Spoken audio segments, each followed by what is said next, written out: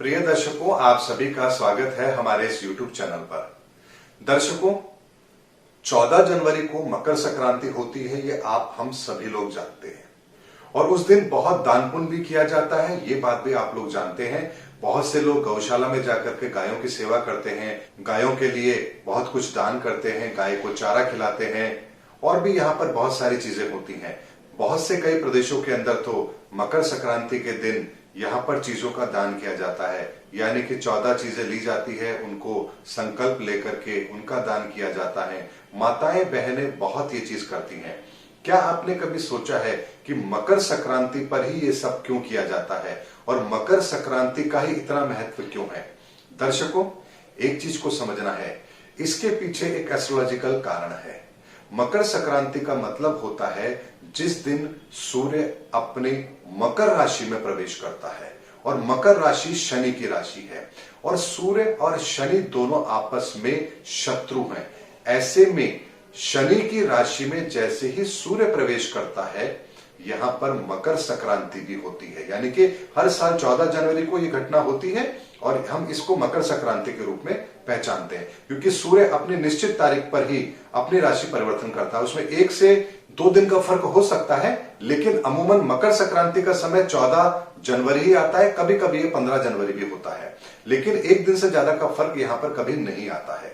ऐसे में जब भी मकर संक्रांति पर सूर्य शनि की राशि में प्रवेश करता है, तो यहां पर ग्रहों की परिस्थिति ये कहती है कि सूर्य का अपने अति शत्रु के राशि में प्रवेश करने का मतलब यह होता है कि व्यक्ति का कॉन्फिडेंस लेवल यहां पर डिस्टर्ब जरूर होता है, क्योंकि सूर्य हमारे कॉन्फिडेंस को रिप्रेजेंट करता है। सूर्य आत्मा है और ऐसे में शनि की राशि में उसके प्रवेश करने पर यहां पर हमारे कॉन्फिडेंस में कमी आती है, और कॉन्फिडेंस में कमी आती है तो उसका प्रभाव व्यक्ति के कार्यों पर भी पड़ता है।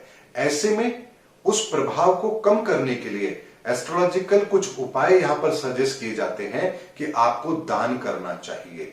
यहां पर दान करने का भी एक नियम है, और दान जब आप करते हैं तो आपकी नेगेटिव एनर्जी कम होती है और आपको यहां पर पॉजिटिविटी फील होती है। ऐसे में यहां पर मकर संक्रांति के दिन दान करने का लॉजिक सिर्फ इतना होता है ताकि आपको ग्रहों के आधार पर जो नेगेटिव रिजल्ट मिलने वाले हैं वो ना मिले।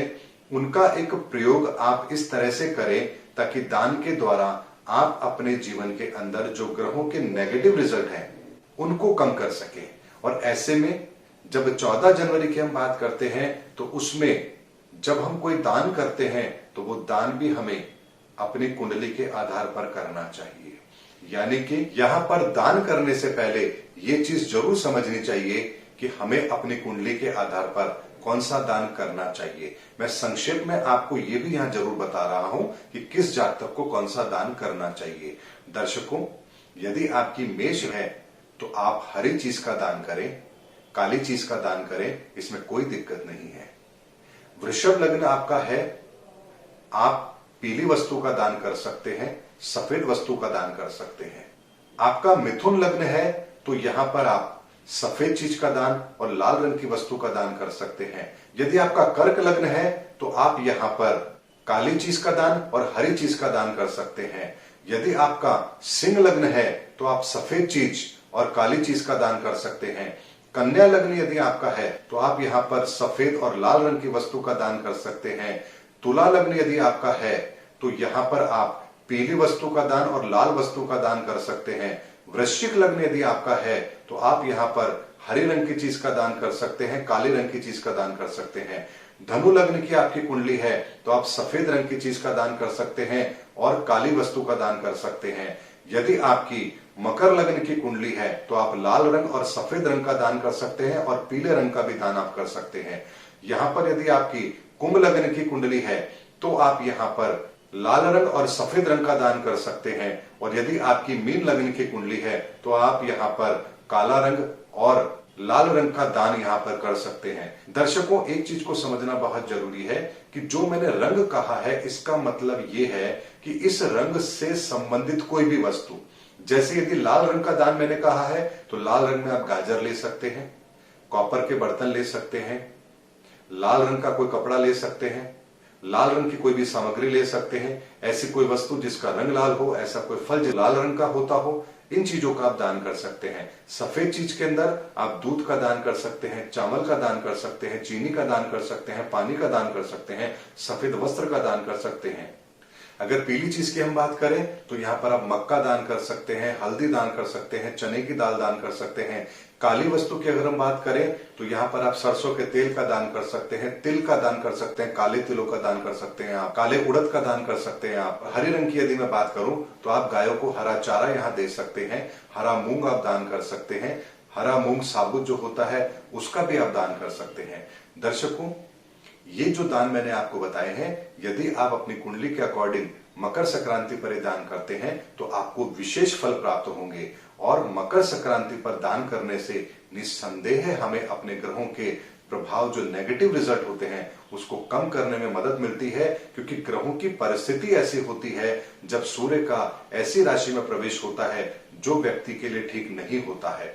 ऐसे में ये कॉम्बिनेशन हर व्यक्ति के लिए कोई ना कोई प्रॉब्लम जरूर क्रिएट करता है। ऐसे में मकर संक्रांति पे किया गया दान हमारे सभी के लिए शुभ होता है। इसीलिए वैदिक समय पर हमारे संतों, महापुरुषों ने, ऋषि मुनियों ने कुछ ऐसी दान की पद्धति यहां पर शामिल कर दी है जो जाने अनजाने हमें फायदा जरूर पहुंचाती है। यही कारण है कि मकर संक्रांति पर एक दान की प्रथा भी है और व्यक्ति को यहां पर दान के द्वारा क्या पुण्य मिले इसकी भी व्यवस्था हमारे शास्त्र ग्रंथों में की गई है। उम्मीद करता हूं दर्शकों, इस मकर संक्रांति पर मेरा वीडियो आपकी मदद बहुत करेगा और आपको यह समझने में यहां पर मदद करेगा कि आपको दान करना है तो किस तरह का दान करना चाहिए। उम्मीद करता हूं मेरा वीडियो आपको जरूर पसंद आया होगा। अगले वीडियो में आपसे फिर मुलाकात होगी, तब तक हमारे चैनल पर बने रहिए। जय हिंद, जय भारत।